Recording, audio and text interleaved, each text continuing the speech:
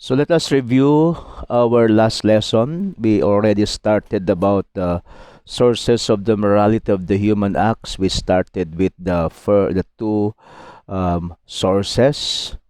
The first one is the object. No? It's the action, no? The meaning of the action itself. The object chosen, either a true or apparent good. The object chosen is a good toward which the will deliberately directs itself. Kaya mag-ingat tayo sa object. Not all external actions are objects. No? For example, may nakita kang bumaril sa isang tao, don't call it immediately killing. No? Yung action is killing kasi pwede namang siyang self-defense. So yung good toward which the will deliberately directs itself. Kaya don't just look at the externalities of an action, but kung ano yung meaning ng action is the matter of a human act. The object chosen morally specifies the act of the will. Insofar as reason recognizes and judges it to be or not to be in conformity with the true good. Objective norms of morality express the rational order of good and evil, attested to by conscience. So yan ng object, more or less para maunawaan niyo is the action, no? Pero be careful na hindi siya dapat externalities.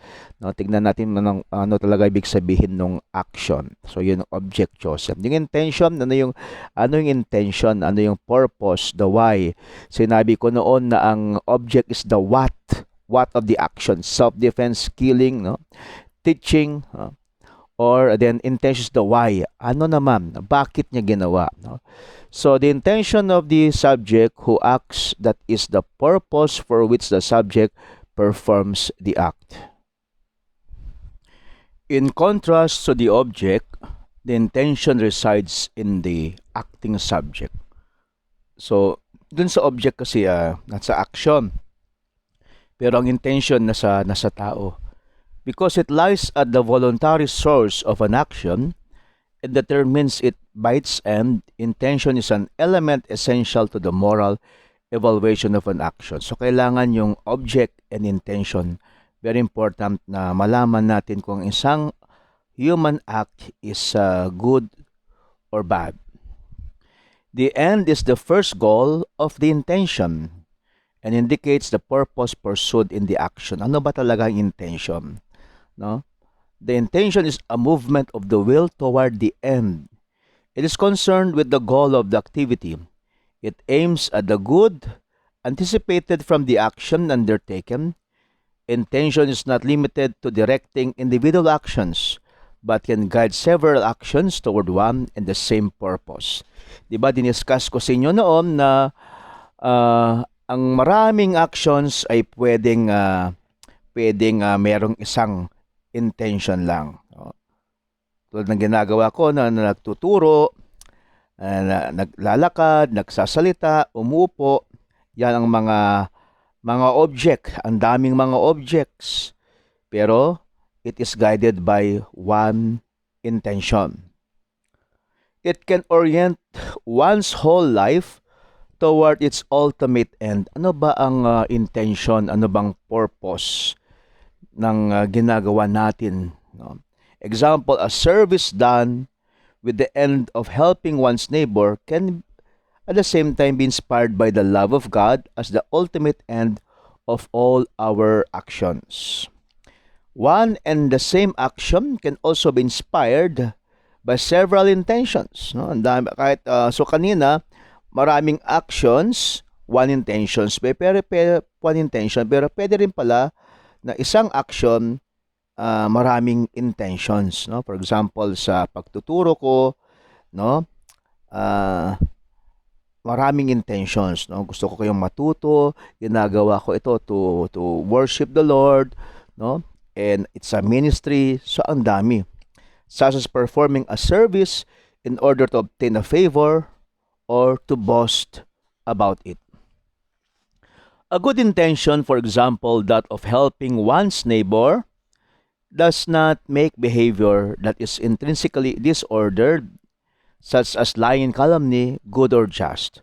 So meron pong kasabihan na that the end does not justify the means. For example, kahit napakagandang intention mong tumulong sa iyong kapwa, kung galing naman sa pagnanakaw, ang iyong pagtulong ay masama pa rin. So, hindi enough na maganda ang intention mo, pero galing naman sa pagnanakaw.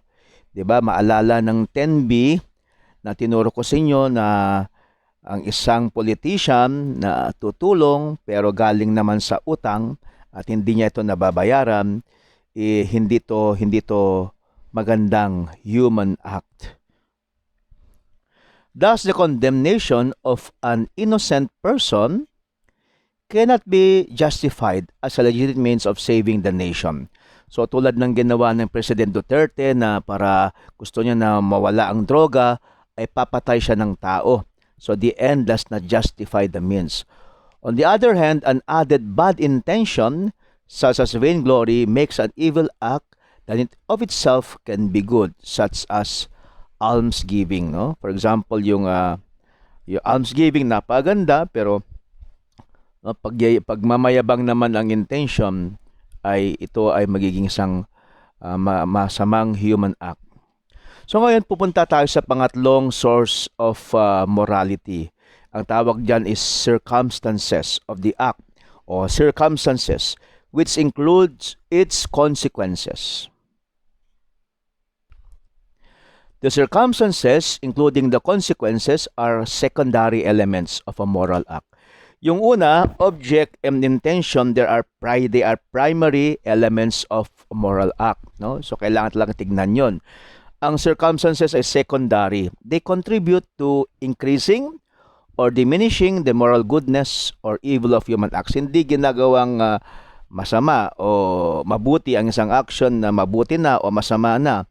Pero ang ginagawa niya, pwede niya itong i-increase ang kasamaan o i-diminish ang kasamaan or i-increase ang kabutihan or i-diminish ang kabutihan. For example, the amount of a theft. For example, ang pagnanakaw ng piso saka 100 ay magkaiba. Ang 100 at 1,000 ay magkaiba. Ang 1,000 saka 1 million ay magkaiba. Mas masama ang mas malaking amount ng theft. At syempre, kung sino pa yung pinagnakawan natin, no, mas masama ang pinagnanakawan ang isang mahirap kaysa sa isang mayaman. No? Masamang action, pero mas masama ang isang action. They can also diminish or increase the agent's responsibility, such as acting out of fear of death. Okay? So circumstances of themselves cannot change the moral quality of acts themselves. So hindi binabago ng circumstances. They can make neither good nor right an action that is itself evil.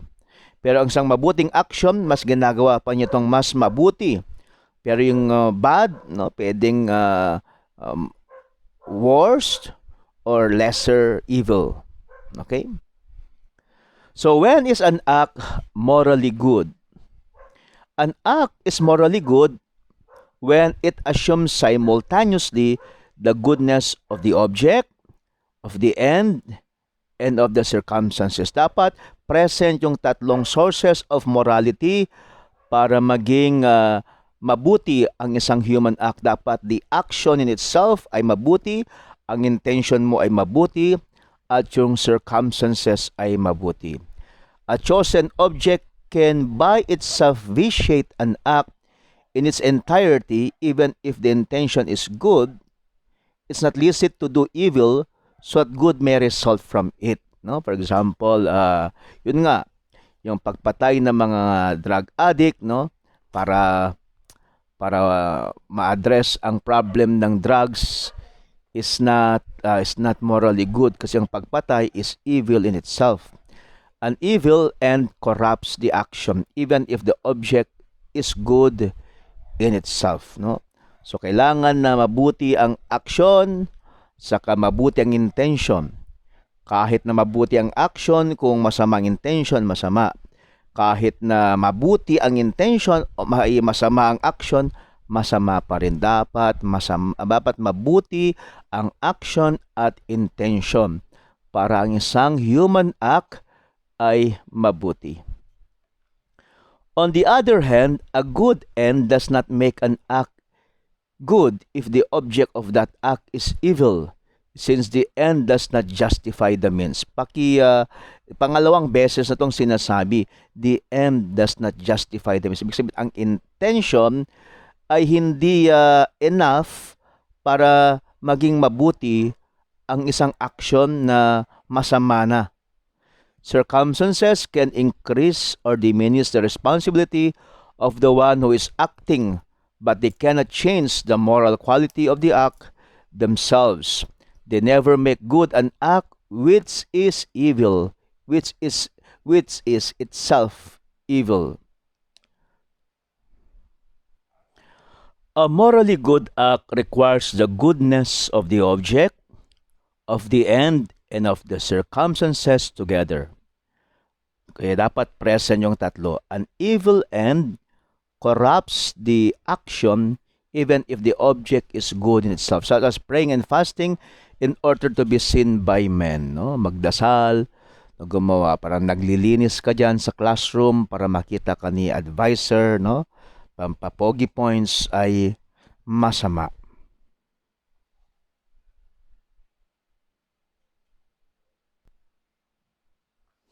The object of the choice can by itself vitiate an act in its entirety.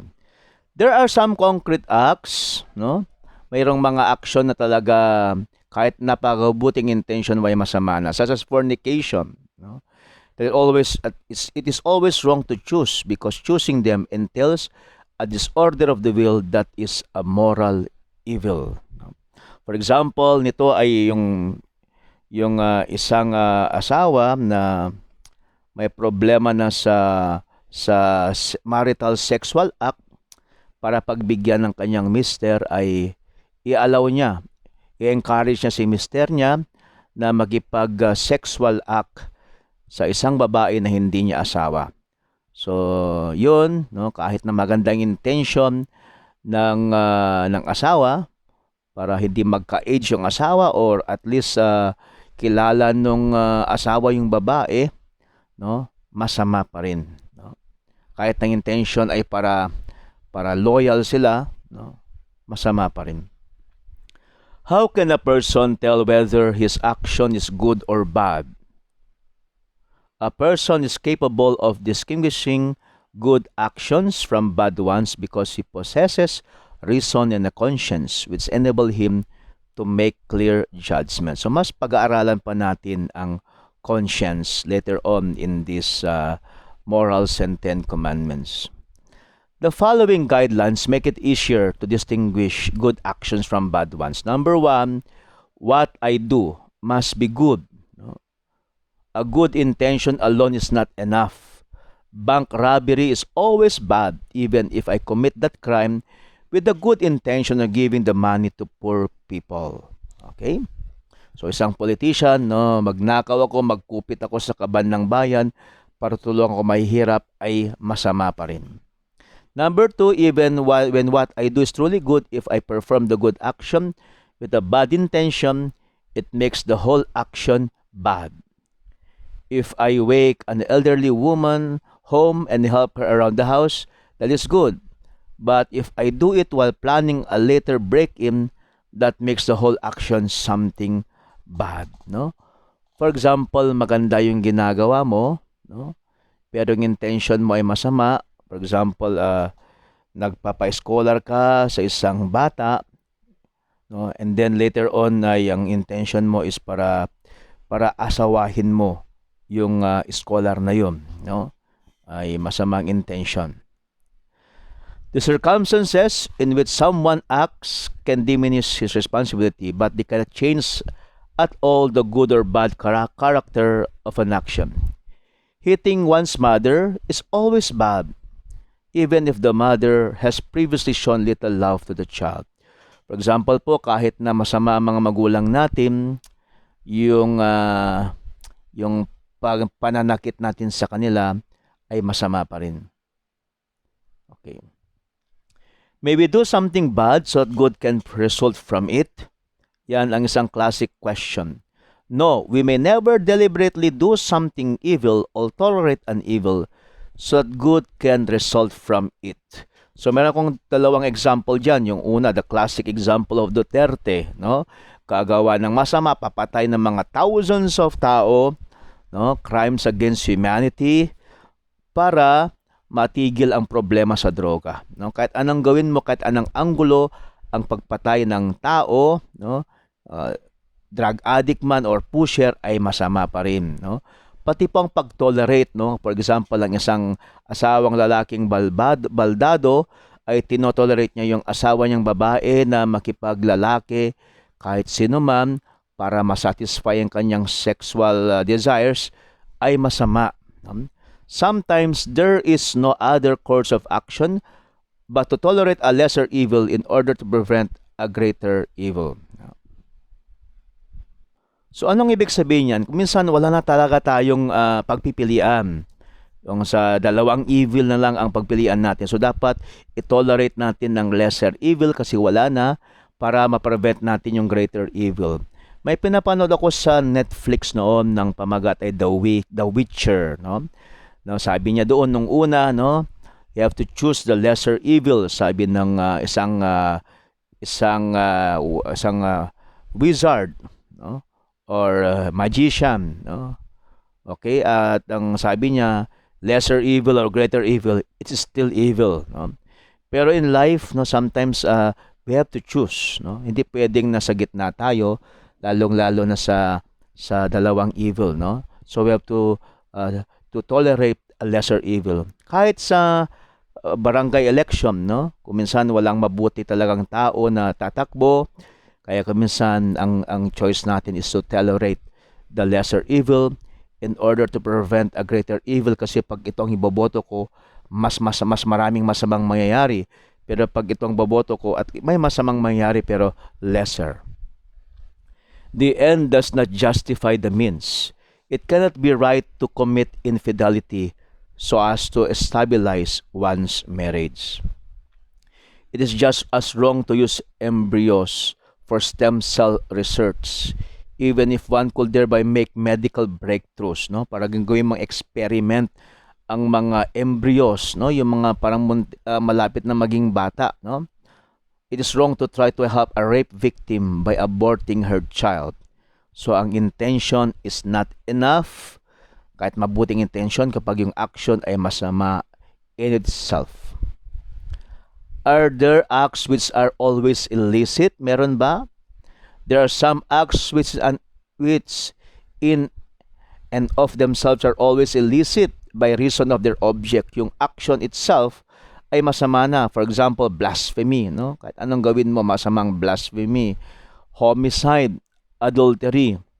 Choosing such acts entails a disorder of the will that is a moral evil which can never be justified by appealing to the good effects which could possibly result from them. For example kasi minsan yung adultery, for example, no, okay lang yan, no, kasi ang marami namang good effects, at least kilala ko naman yung babae, siya lang naman yung babae niya, kasi kung maraming babae ay magkaroon ng AIDS, no.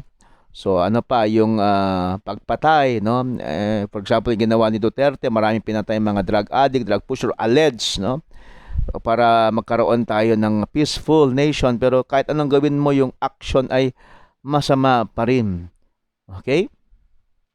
Is there therefore an error to judge the morality of human acts by considering only the intention that inspires them or the circumstances, environment, social pressure, duress, or emergency, etc., which supply their context. No? For example, masama nga ng intention, masama yung action, pero minsan sabi mo, hindi naman masama kasi yung environment, kasi yung social pressure, kasi yung emergency kasi, no? There are acts which, in and of themselves, independently of circumstances and intentions, are always gravely illicit by reason of their object. No? Kahit na mabuting intention, okay yung circumstances, pero ang action ay masama na talaga, wala na tayong magagawa. Tulad ng mga blasphemy, perjury, no? Yan, no? Paninirang puri, no? Murder, and adultery, yung paninira, for example, para manalo sa election. One may not do evil so as to good may result from it. Dapat yung good ay galing pa rin sa goodness. Okay, so yan yung ang ating lesson. Sana may natutunan kayo sa sources of morality, no? Itong ating subject na morality, no? Na andyan dapat yung tatlo, yung object, intention, and circumstances. Dapat lahat ng tatlo ay mabuti. Dapat yung action mo ay mabuti, yung intention mo ay mabuti. Okay? Yung intention mo ay mabuti at yung circumstances ay mabuti. Kahit na okay yung action mo, kung masamang intention mo, masama. Kahit na okay yung intention mo, masama yung action mo, masama pa rin. Kahit na napaganda ng circumstances, no? Kung masama naman yung action, masamang intention, masama pa rin. So yan. Kuha tayo ng mga halimbawa ng mga buhay ng kabataan. Okay, for example, yung pagpapakopya sa exam. Kasi ang intention mo na awa ka sa yung classmate, no? Na baka ma-zero siya, hindi siya makapag-graduate, kaya pakokopyahan mo. Ano sa tingin ninyo? Mabuti ba yung action kahit na mabuti yung intention? No. Ako, may kilala po akong isang classmate, isang schoolmate ninyo noon na napakabait niya, gusto niya mag-graduate ang kanyang mga classmates, no? Kaya siya nang gumagawa ng mga research, ng mga homework, mga assignment. So yun, no? Ay masama pa rin yun, no? Kahit sa research, no, na ikaw lahat ng gagawa, tapos hinahayaan mo lang yung classmates mo na mag-happy-go-lucky, no, naaawa ka, no? Kahit maganda yung intention mo ay masama pa rin by the action in itself.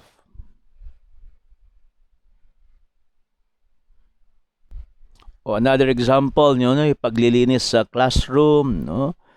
Okay, napakabuti, pero ang intention mo naman ay pakitang tao lang, tamad-tamad mo naman sa bahay, ay masama.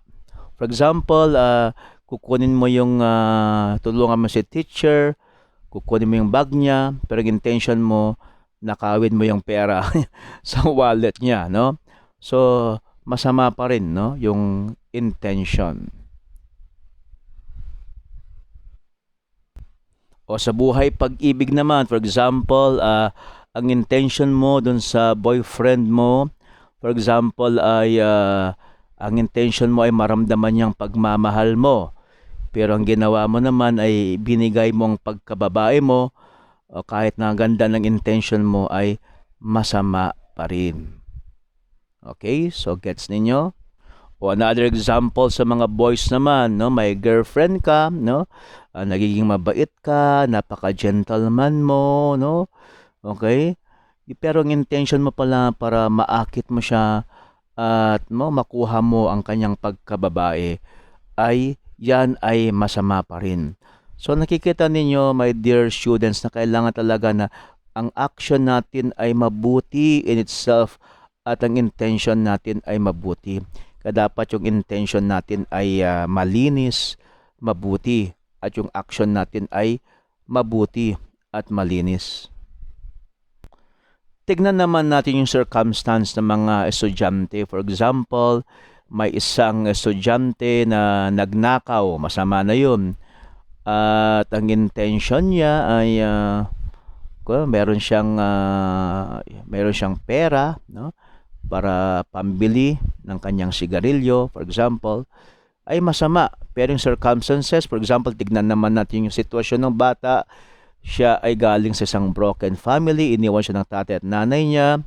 Siya ay parabang ini-encourage ng barkada niya magnakaw.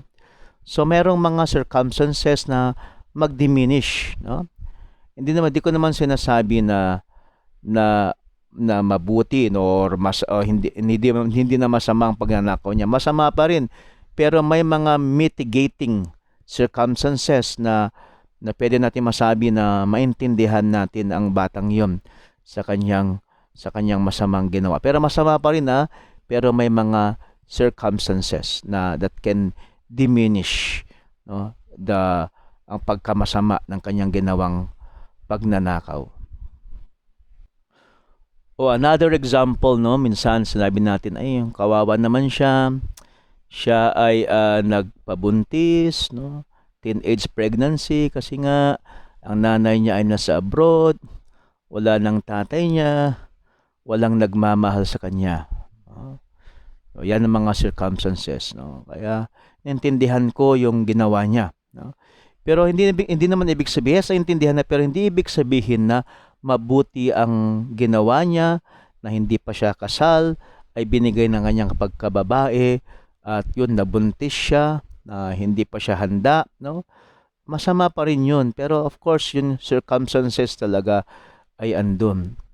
Kaya my dear students, kung maging parents kayo in the future, kailangan naman na ibigay natin yung magandang circumstances sa inyong mga future na anak, no? Para yun, no, para hindi sila masyadong gumawa ng mga evil, sinful, and immoral human actions. Gusto ba ninyo ng inyong mga mabubuting gawain ay hindi lang maging mabuti kundi banal? Andun sa intention, no? May difference yung isang taong naglilinis sa bahay dahil ang intention niya para maglinis lang, no? Gusto niya ng cleanliness is next to godliness. Pero ang isang taong naglilinis, no, pero ang intention niya because, no, he is something godly, he wants to worship the Lord, no? May mga iba pang mga mas holy na intention, ay nagiging holy ang isang napaka-simple action. Ang example nito ay si Saint Teresa of the Child Jesus. Siya kapag gumigising siya ay no, yung kanyang pag-aayos sa kanyang kama, no? Mabuti na 'yon, 'di ba? Pero sa kanya, she offers it for the salvation of a soul, no? She offers it because of love of God. Ay mas nagiging banal ang isang human action. Kaya kayo ngayon, ba't kayo nag-aaral, no? My dear students, sana hindi lang nag-aaral kasi gusto lang niya may mamatapos. Pero dapat yung intention is mas mataas, no? Nag-aaral ako because I want to worship the Lord. I want to do the will of the Lord, no? So kung ang intention ay holy, no, mas banal. Hindi lang mabuti ang isang human action because of the intention. Kaya i-share ko sa inyo ang mga 5 intention na pwede ninyong gawin, no? 5 intentions, no? Una is worship, no? Yan ang purpose natin, to worship the Lord, to worship the Lord. Second ay ang fellowship, no? Dapat marunong tayong makipagkaibigan sa tao. Pangatlo ay discipleship, no? Dapat na pag-aralan natin mabuti ang ating faith. Pang-apat ay ministry. Dapat tayo ay nagsisilbi. At pang-apat is evangelism. Pang-5 ko na. Sabi ko sana ay we reach out to the unchurched. So kapag meron tayo itong 5 purposes na ito sa ating mga actions, nagiging banal ang ating mga human actions when we do it to worship the Lord, to have fellowship, not to befriend people, to learn more about faith because you want to be like Jesus, to serve, and to reach out to the unchurched, no? Ito mga human actions natin because with this great and noble and holy intentions, mas hindi lang nagiging mabuti kundi nagiging banal ang ating mga human actions. Okay, so sana ay marami kayong natutunan sa lesson na ito, Sources of Morality. So mayroon pang natitirang 30 minutes or less. Ngayon naman ay magbibigay ako ng isang katanungan para sa inyong reflection. So you're given less than 30 minutes. Bahala na si ma'am or si sir na mag-facilitate. Okay? And you please use one whole sheet of paper para sa question na ito.